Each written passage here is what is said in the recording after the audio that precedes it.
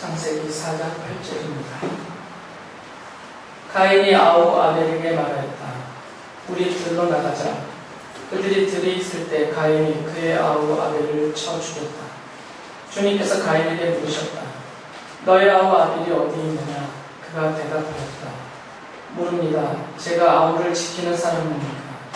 주님께서 말씀하셨다. 내가 무슨 일을 저질렀느냐? 너의 아우의 피가 땅에서 나에게 울부짖는다. 이제 내가 땅에서 저주를 받을 것이다. 땅이 그 입을 벌려서 너의 아우의 피를 너의 손에서 받아 마셨다. 내가 밭을 갈아도 땅이 이제는 너에게 효력을 더 나타내지 않을 것이다. 너는 이 땅 위에서 쉬지도 못하고 떠돌아다니게 될 것이다. 지난주에 가인과 아벨이 드린 그 제물과 그 제사에 대한 말씀을 드렸는데요. 그것과 이어서 이 말씀을 생각을 하셔야 됩니다. 지난주의 말씀을 잠깐 짧게 복습을 하면 하나님이 가인과 아벨이 드린 제물 중에서 아벨의 제물만 받으셨고 가인의 제물을 받지 않으셨어요.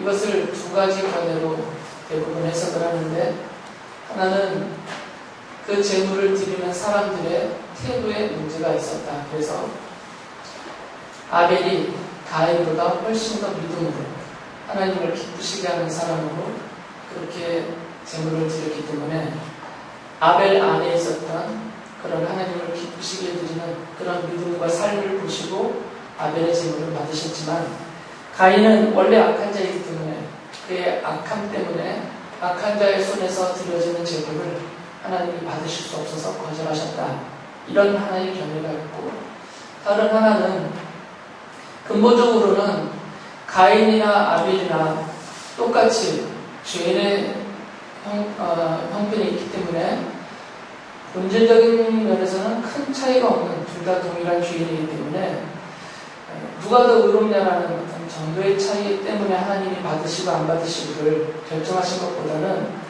성경 뒤이어서 이어지는 전체적인 흐름과 또 창세기 첫 부분이 갖고 있는 계시적인 중요성을 근거로 해서 해석을 해보면 그 제물의 차이가 있었다고 보는 것이 더 합당하다고 말씀을 드렸죠. 그래서 아벨도 자기의 죄 용서를, 속죄를 위한 피 흘림이 있는 그런 제사를 드림으로 그가 속죄의 은총을 믿는 그 속죄에 대한 믿음이 있었기 때문에 그 믿음으로 그의 제물이, 그리고 아벨이 하나님 앞에 받아들여졌던 것이고, 가인은 그것을 아예 무시하였기 때문에 그런 거절된 것이다 라고 보는 것이 맞다라고 했었습니다.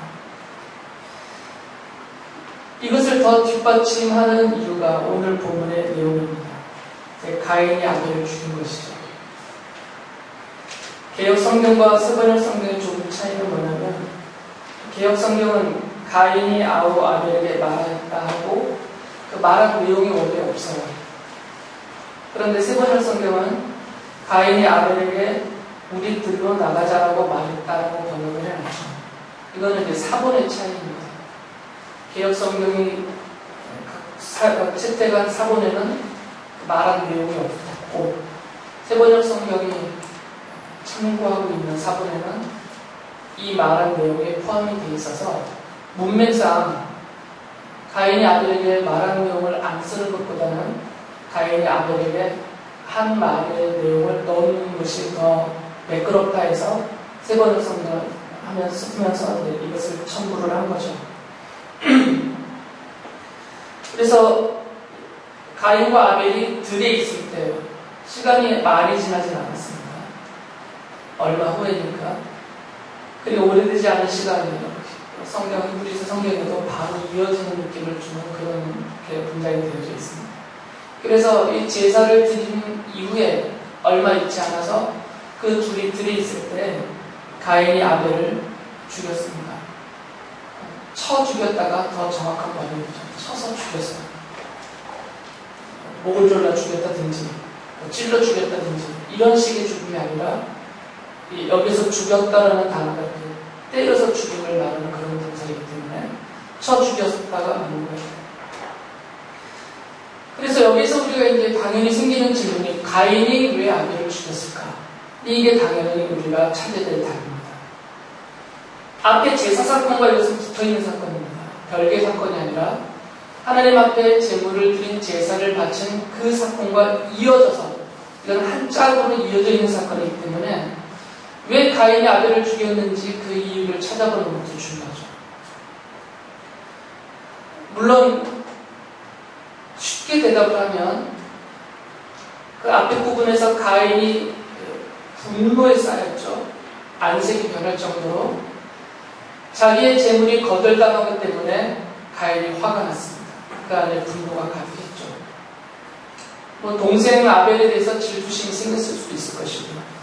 그래서 이런 분노와 질투 때문에 아벨을 죽였다라고 쉽게 말할 수도 있습니다. 물론 그것도 하나의 요인이 될 것이에요. 그렇지 않은데 정말 아벨을 끔찍이 사랑하는데 쳐 죽일 수는 없지 않습니까?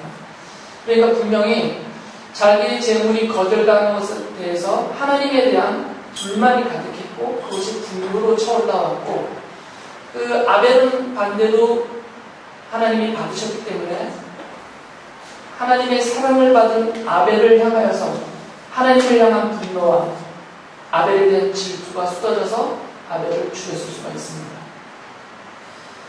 근데 이것을 우리가 쉽게 추측해서 하는 말이에요. 과연 성경이 그렇게 말하고 있는지 찾아봐야 되겠죠. 성경을 보면 가인이 아벨을 죽인 이유를 간접적으로 말고 직접적으로 이래서 가인이 아벨을 죽였다는 거 그것을 말해주는 구절은 딱 한 구절이 있습니다. 요한일서 3장 12절인데 성경 전체를 살펴봐도 가인이 아벨을 죽인 살해의 동기를 가장 직접적으로 명확하게 설명한 구절은 이 구절밖에 없어요. 그러니까 당연히 추측보다는 성경이 말해주고 있는 직접 명시하고 있는 살해 동기를 찾아보는 게 성경 해석에서 올바른 자세이죠. 요한일서 3장 12절은 이렇게 기록되어 있습니다.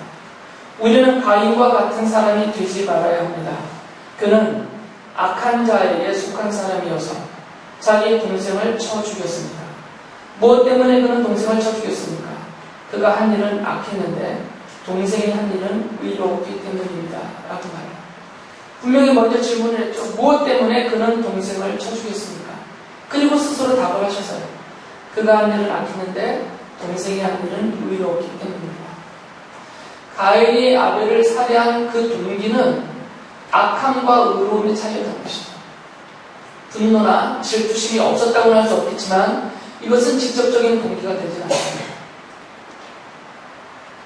형제간의 분노와 질투 때문에 쳐 죽이는 그런 일은 거의 별로 없죠.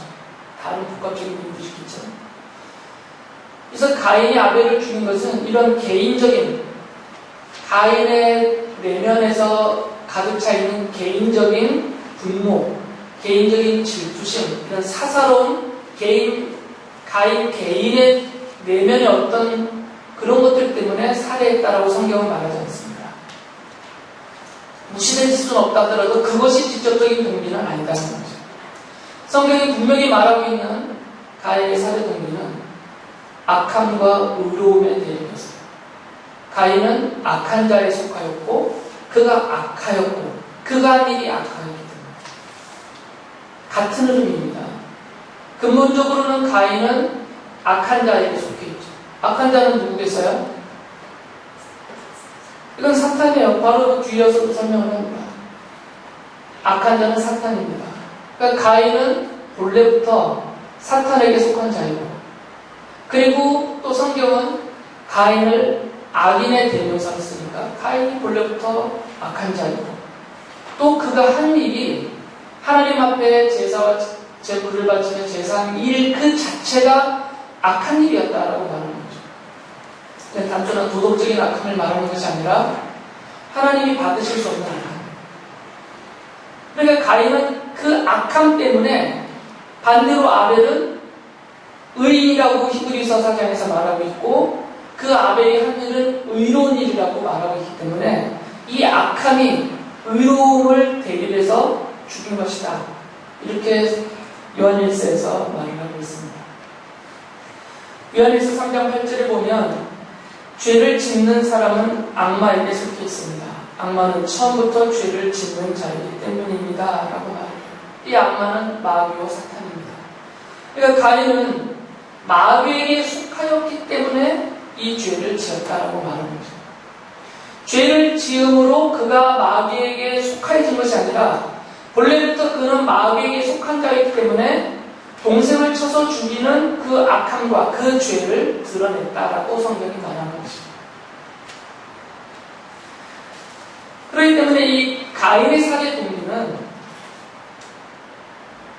아벨의 의로움에 대한 적대적인 그런 싸움과 대립에 그곳에 있다는 것입니다. 이것은 좀 더 거슬러 올라가야만 해석이 됩니다. 왜 가인이 악한 자에게 속하여서 이런 악한 일을 할 수밖에 없었고, 왜 아벨은 의인임에도 불구하고 의로운 자인데, 그 의로운 자에게 속하여 있는 자인데 왜 죽음을 당했는가? 이것은 가인과 아벨만 놓고 해석을 하려고 하면 해석이 안 됩니다. 이 의로움과 죄에 대한 근원이 설명이 안 되니까 가인과 아벨에게 있는, 가인에게 있는 악함, 아벨에게 있는 의, 이것에 대한 기원, 이 악함과 이 의가 어디서부터 왔는가, 이것에 대한 설명이 가인과 아벨에게서는 없어요. 그러니까 이것은 거슬러 올라가야만 되죠. 이 악인과 의인의 대립, 이 마귀에게 속하여 있는, 사단에게 속하여 있는 가인과 이 의인의 계열에 서 있는 아벨과의 대립과 싸움이 그 기원, 근원이 어디 있는가는 창세기 3장 15절입니다. 사탄이 뱀을 이용하여서 하와와 아담을 유혹하여서 선악을 알게 하는 나무 열매를 따먹게 했죠. 그들을 죄에 빠뜨렸습니다. 그 이후에 하나님이 뱀에게 벌을 내리세요. 그 벌의 내용 중에 창세기 3장 15절이 있습니다. 내가 너로 여자와 원수가 되게 하고 너의 자손을 여자의 자손과 원수가 되게 하겠다. 여자의 자손은 너의 머리를 상하게 하고 너는 여자의 자손의 발꿈치를 상하게 할 것이다. 이 3장 15절 얘기는 앞으로 그렇게 되어 갈 것이다. 저절로. 이런 말씀이 아니고 하나님이 그렇게 되게 하겠다라는 의지적인 말씀이죠. 하나님이 이렇게 만드시겠다는 거예요. 뱀과 이 여자가 원수되게 만드시겠다. 뱀의 후손과 여자의 후손이 원수되게 만들겠다. 그래서 근원적으로는 이 뱀과 여자의 후손이 원수되게 해서 적대적으로 싸우게 만들겠다. 이게 하나님의 의도적인 말씀입니다. 하나님이 이렇게 만드시겠다는 거죠. 저절로 내버려둬서 그렇게 되어지는 것이 아니라 여기서 보면 이 뱀은 지금 사탄을 지칭하고 있는 사탄의 모형이니까 사탄과 여자가 대립이 되고 사탄에게 속한 후손과 여자에게 속한 여자의 후손이 대립이 되고 더 근원적으로는 이 사탄과 여자의 후손이 원수가 되어서 싸운다. 이런 말씀입니다. 이렇게 되게 하시겠다는 거죠. 그러면 당연히 요한일서의 설명대로 한다면 또 마태복음의 설명들을 참고를 한다면 지금 가인은 누구에게 속했다라고 말하고 있어요? 사탄에게 속한다고 말했죠. 악마에게 속하였습니다. 그러니까 사탄에게 속하였으니까 가인은 계시적으로 보면 누구의 후손이 되는 거죠? 뱀의 후손, 곧 사탄의 후손이 되는 겁니다. 그러니까 사탄 계열이 되는 거죠. 그러면 지금 뱀의 후손, 이 사탄에게 속한 자들의 원수가 누구예요? 어느 쪽이에요 지금? 누구의 후손 쪽이에요? 여자의 후손 쪽이란 말이죠. 자기네끼리 싸우는 것이 아니라 사탄에게 속한 사탄의 후손이라고 불려지는 그 악한 자에게 속한 그 사람들은, 그 계열은 여자의 후손에게 속한 계열과 싸우게 되어 있다고. 그래서 이 가인이 죽인 아벨은 어쩌다 갑자기 죽은 게 아니라 계열이 달라서 죽임을 당한 것이죠. 지금 누구의 계열이야, 이 아벨은? 여인의 후손의 계열이란 말이죠. 뒷부분에서 좀 더 이 부분에 대한 설명을 해드리겠지만 결국은 이 두 진영의 싸움이고 이 두 진영의 싸움 때문에 가인이 아벨을 죽인 것입니다. 성경이 그렇게 말을 하고 있는 거죠.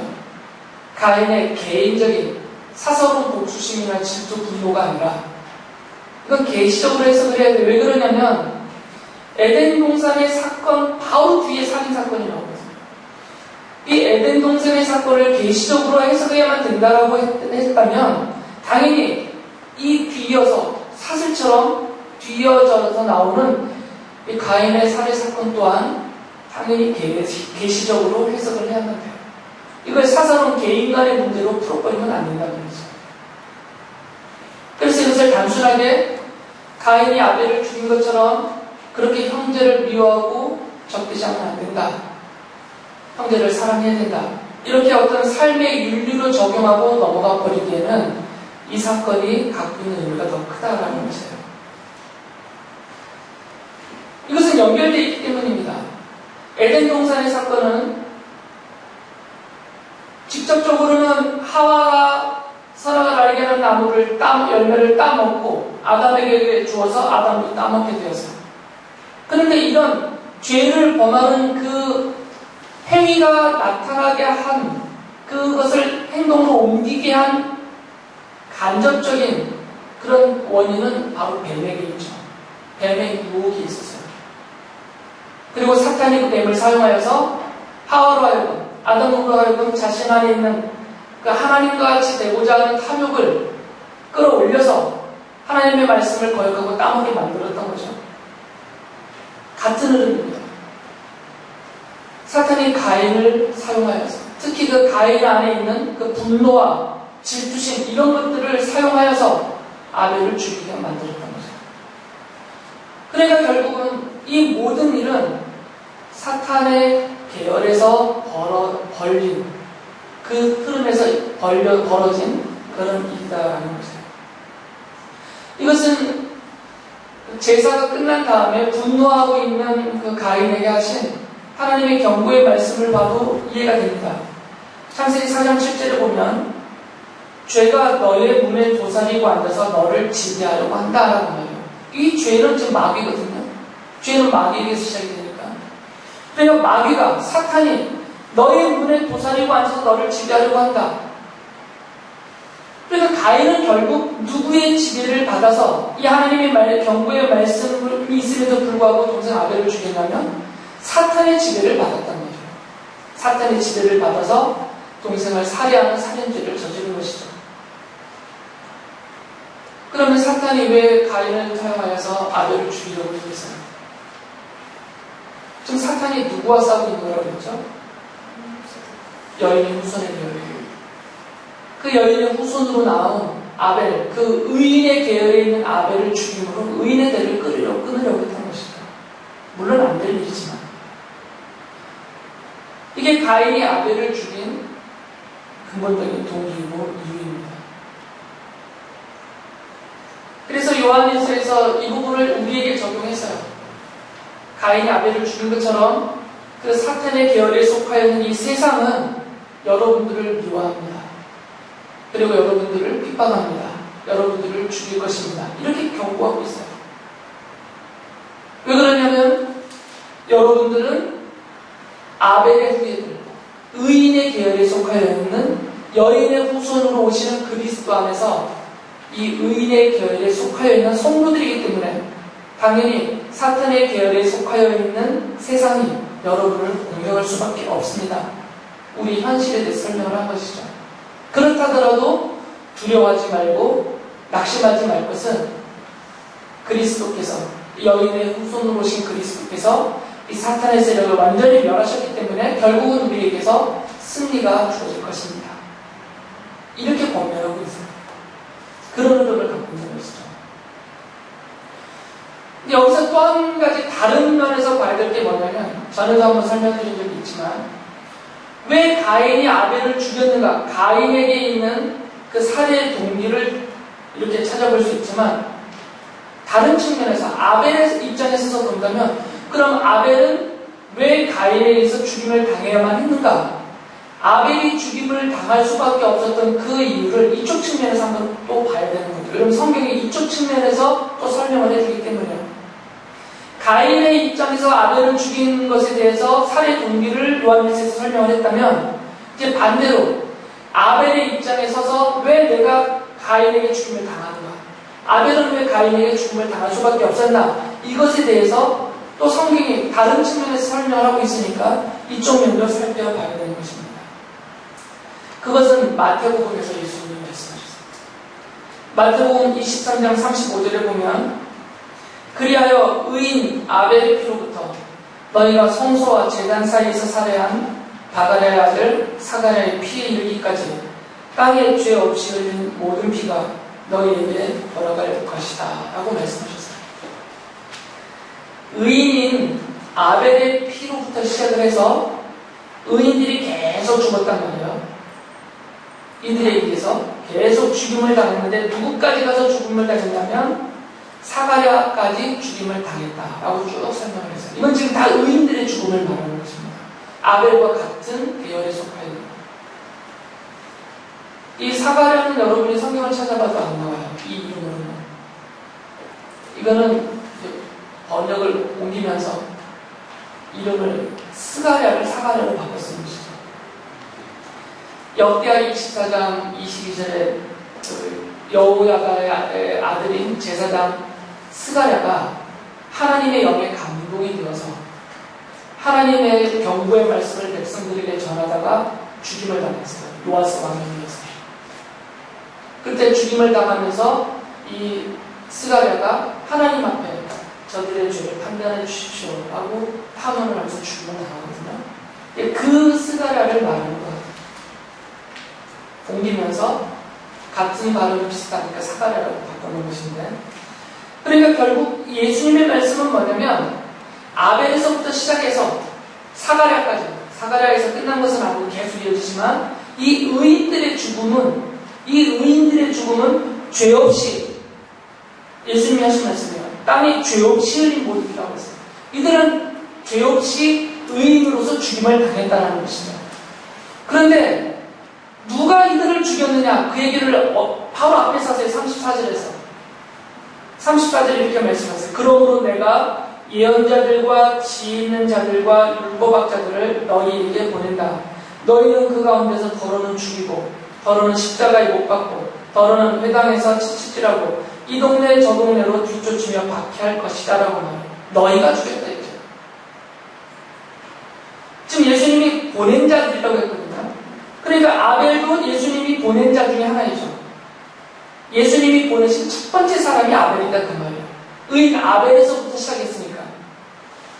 아벨도 보냈고 마지막으로 죽임을 당했다고 말씀하시고 있는 사가랴도 보냈고 중간에 이제 죽임당한 의인들이 많잖아요. 이들은 다 주님이 보내신 자들이란 말이죠. 그런데 그 주님이 보내신 의인들을 너희들이 죽였다라고 말이죠. 그러니까 아벨을 죽인 자들과 아벨을 죽인 가인과 예수님이 보내신 의인들을 죽인 그들이 같은 한 통속이다 그 말이에요. 그 너희들이 누구냐면 33절에서 예수님이 말씀하셨어요. 뱀들아, 독사의 새끼들아, 너희가 어떻게 지옥의 심판을 피하겠느냐? 아벨에서부터 사가랴까지 그 의인들을 죽인 자들을 누구라고 불렀냐면 뱀들이라고 불렀고 독사의 새끼들이라고 불렀어요. 이건 단순히 그냥 못된 놈들이다 그런 의미가 아니라 이것은 뱀의 후손들, 사단의 계열에 속하여 있는 자들에 대한 계시적인 호칭이죠. 그들이 누구였냐면 바로 이 바리새인들, 바로 이 유대인들 중에서 그리스도를 대적하고 그리스도를 배척하고 결국 그리스도를 십자가에 못 박아 죽이는데 가장 앞장섰던 바로 그들이란 말이죠. 그러니까 그들은 뱀들이고 독사의 새끼들이고 의인 아벨부터 사가랴까지 이 의인들을 죽인 자들과 같은 한 통속이다 그 말이에요. 그러면서 결국 그들의 손에 의해서 예수님이 죽임당하실 것을 예고하셨고 실제로 그렇게 죽임을 당하셨어요. 그러니까 지금 예수님은 어느 위치에 서 계시냐면 아벨에서부터 시작해서 계속해서 의인들이 이 뱀의 후손, 사탄 계열의 후손들에 의해서 계속 죽임을 당했는데 그 죽임 당해 오던 그 의인들의 끝에서 예수님이 서 계시고 예수님도 아벨에서부터 시작돼서 사가랴까지 죽임당한 그들처럼 죽임을 당하셨다. 그 말이에요. 그러면서 성경은 바로 예수님이 거슬러 올라가서 창세기 3장 15절에서 말하는 그 여인의 후손이다라고 말씀을 합니다. 왜 아벨이 죽임을 당했냐면 여인의 후손의 계열에 서 있었기 때문에 죽임을 당했다. 그 말이에요. 가인은 아벨이 자기는 사탄의 계열이고 아벨이 여인의 후손의 의인의 계열에 서 있기 때문에 원수로 여기서 죽인 것이고 아벨의 입장에서는 같은 의인이지만 여인의 후손 곧 의인의 계열에 속하여 있는 자로서 사단의 계열에 서 있는 가인에 의해서 죽임을 당했다. 그 말이에요. 그렇게 본다면 이 가인에 의해서 아벨이 죽임당하는 이 사건은 아주 옛날에 형제간의 다툼으로 벌어지고 하나의 지나가 버리는 에피소드가 아니다. 그 말이죠. 당연히 계시적으로 해석을 하여서 예수님의 죽임 당하실 것을 미리 예고편처럼 모형적으로 예표로 보여주고 있는 그런 사건이다라는 것입니다. 그래서 예수님의 죽음에 대해서 간접적인 증언들이 나옵니다. 유대 총독이었던 로마의 총독이었던 빌라도가 예수님을 재판한 이후에 누가복음 23장 4절에 이렇게 선언해요. 내가 보니 이 사람에게는 아무 죄가 없어. 또 예수님이 십자가에서 죽임을 당한 이후에 그것을 집행했던 로마의 백부장도 이렇게 말합니다. 누가복음 23장 47절 보면 백부장이 그 된 일을 보고 하나님께 영광을 돌려 이르되 이 사람은 정녕 의인이었도다 라고 말합니다. 그러니까 예수님은 의인으로서 의인 아벨처럼 그렇게 죽임을 당하셨다라고 말합니다. 그런데 성경은 여기서 그치지 않고 이 아벨이 죽임당하여 흘린 그 피와 예수님이 죽임당하여 흘린 그 피를 대조하면서 더 설명을 하고 있어요. 그 히브리서 저자가 그것을 해석을 하는데 히브리서 11장에서 저번주 말씀드렸듯이 믿음의 선조들, 인물들을 쭉 열거하면서 그들이 살았던 그 믿음의 삶을 소개를 합니다. 그러면서 12장에 가서는 그 믿음의 의인들이 현재 어디에 있느냐를 설명을 해요.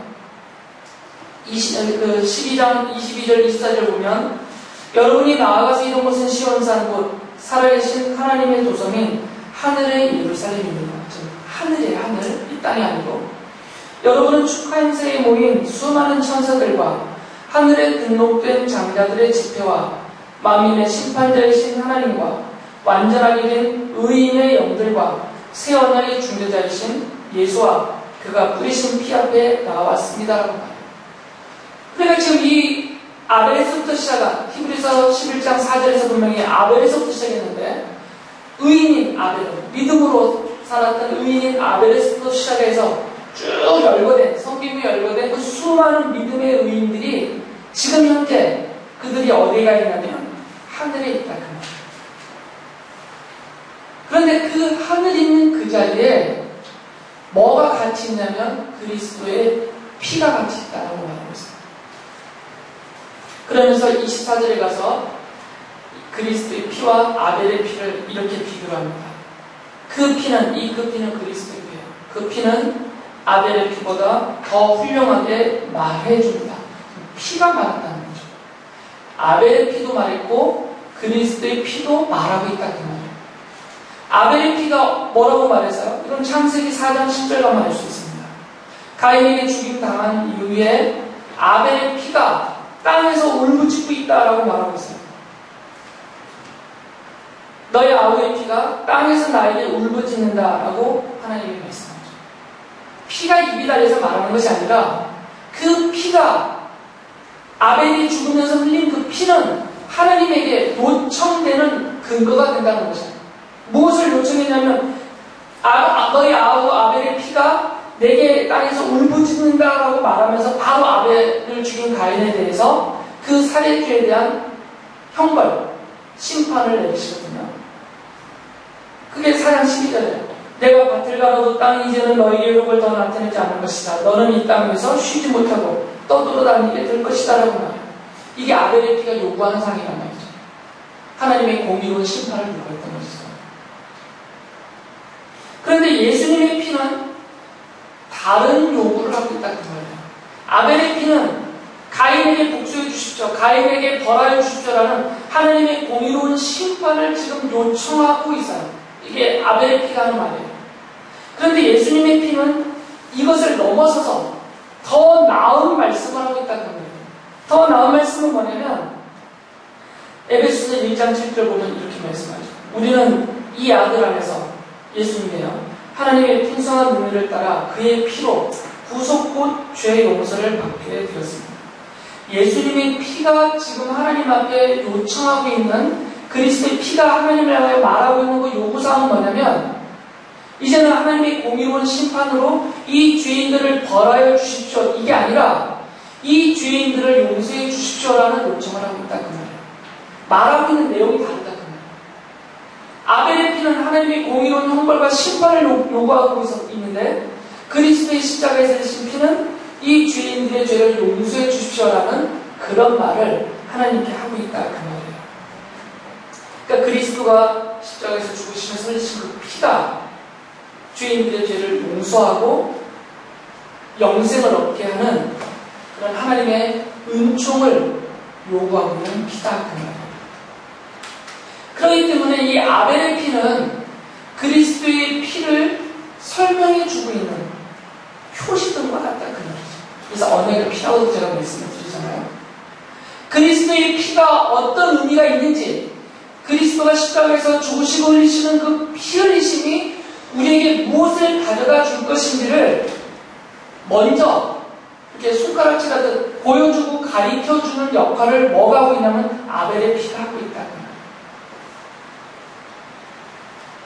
그렇기 때문에 이 아벨의 죽음과 아벨이 흘린 그 피를 처음에 말씀드렸던 것처럼 형제간의 복수, 이렇게 사서롭게 해석하고는 안 된다. 그래서 그리스도의 피에 대한 설명이기 때문입니다.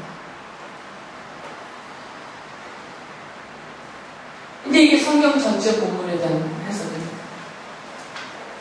이 설교를 들으면서 우리가 이제 마음에 어떤 생각을 해야 되냐면,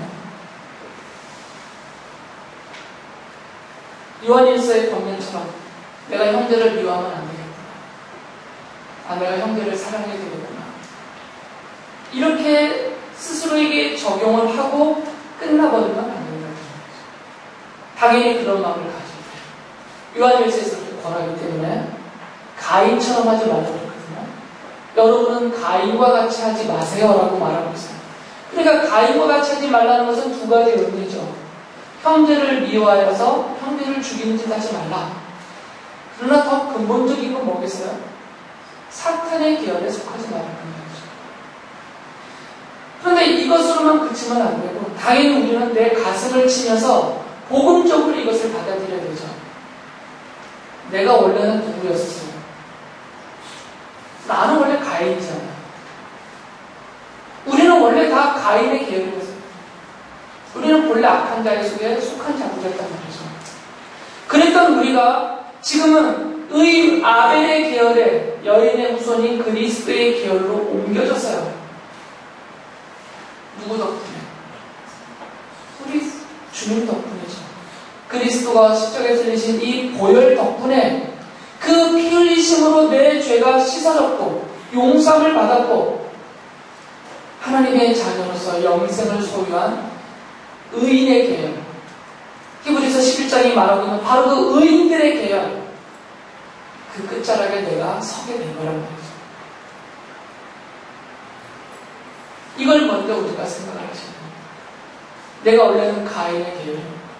원래는 사탄에게 속한 자였는데 아무 공로 없이 내가 뭐 잘난 것도 없고 행한 것도 없는데 그리스도께서 나를 선택하셔서 나를 대신하여 십자가에서 죽으시고 그 흘리신 보혈로 내 죄를 씻고 덮으셔서 내가 의인의 계열에 서서 천국의 하나님 나라 하늘 조성의 설자가 되게 해주신 것, 이것을 먼저 감사해라 그 말씀입니다. 그럴 때 우리가 이 세상에서 살아갈 힘을 얻을 수가 있습니다. 사도 요한이 경고한 것처럼 세상은 끊임없이 여러분들을 공격합니다. 이유는 한 가지죠. 계열의 차이예요. 내가 사탄의 계열이면, 내가 가인의 계열에 서 있으면 세상은 우리를 이렇게 공격하지 않습니다. 그러나 죽일 듯이 우리를 공격합니다. 내버려 두지 않고. 그 이유는 이 계열이 다르기 때문이에요. 그렇다면 이 세상으로부터 받는 공격들이 있을 때 불평하고 원망하고 내가 왜 교회 나와서 내가 왜 예수님 믿어서 이렇게 말할 것이 아니라 내가 저 사탄과 가인의 계열에서 벗어나게 된 것을 감사하고, 그러나 그리스도가 결국은 사탄의 계열에 의해서 십자가에서 죽임을 당하셨지만 그들이 쓴 최악의 최고의 무기는 죽음밖에 없었지만 주님이 부활하심으로 그 죽음까지 이겨내심으로 사탄의 세력을 뱀의 머리를 여인의 오순이 깨뜨리듯 완전히 멸하셔서 승리하신 것처럼, 그래서 여인의 후손에 의인의 계열에 속해 있는 성도들에게 그 승리의 영광과 능력을 주신 것을 내가 믿고, 아무리 세상이 공격하여도 결국 이 믿음이 있으면 이 믿음으로 승리하게 된다는 확신을 가져서 낙심하지 말고 주를 의지하면서 그 믿음으로 승리하며 살아야 될 것입니다. 이것이 이 가인이 아벨을 죽인 이 살인사건을 통해서 하나님께서 우리에게 말씀하시는 하나님의 의도입니다.